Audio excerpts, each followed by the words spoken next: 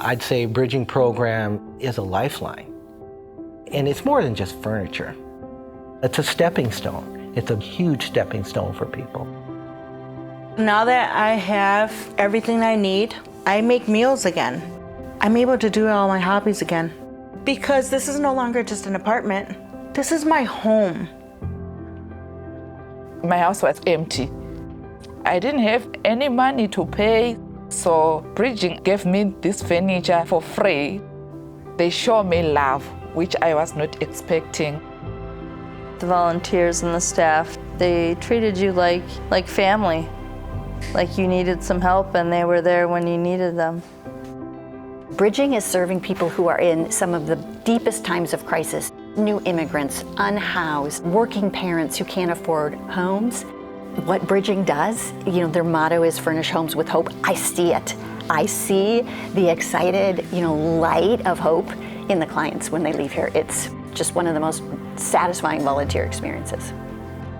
I get probably about at least 20 calls a week of someone wanting a Bridging referral. Some of our clients could be someone that's, just coming out of the jail system or just coming out of treatment. And we've taken people shopping and the person's like, this is gonna be my first bed. It's amazing to get someone their place for the first time, and then how are we gonna furnish it? We immediately call Bridging. The main group that we serve are refugees. We have a lot of Ukrainian clients. We help people get on their feet when they get here.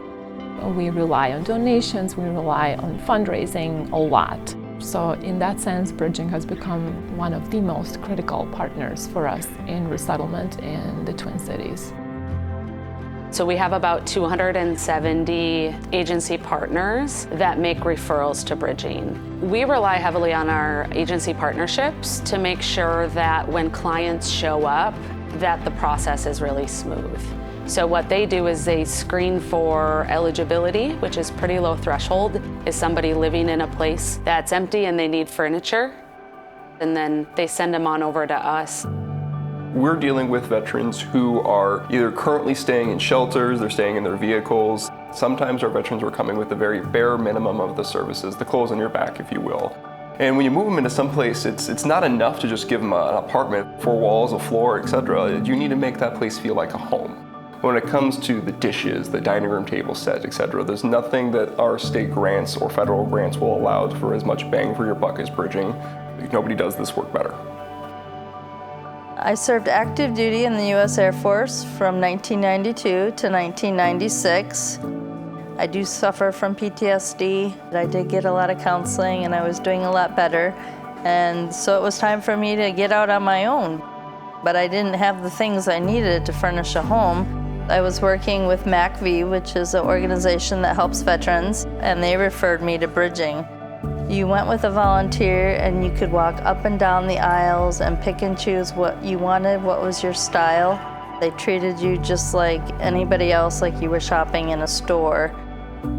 For folks who are often stuck in systems that maybe don't get the dignity of choice or autonomy to choose what's going to be best for them, for someone to say, it just felt like shopping, I think that encompasses what Bridging is trying to do. I want people to know it's worth it to give. Your stuff, your money, your time, it's gonna transform lives. You are going to be part of giving somebody else hope. My company, we hire people with records. We believe in second chances for people coming out of prison. We believe people can change. My story intersects with Bridging when I was released from prison back in 2004. I'll be honest with you, I was very humble about it. Maybe I thought, I don't want to ask for too much because maybe I don't deserve it. I did ask, and she was very encouraging. That alone just made me feel good, made me feel like a human being. I'm going to reach my goal, which is to be a good citizen, to be a good person, to help others. It gave me hope. I guess that's the big thing, hope.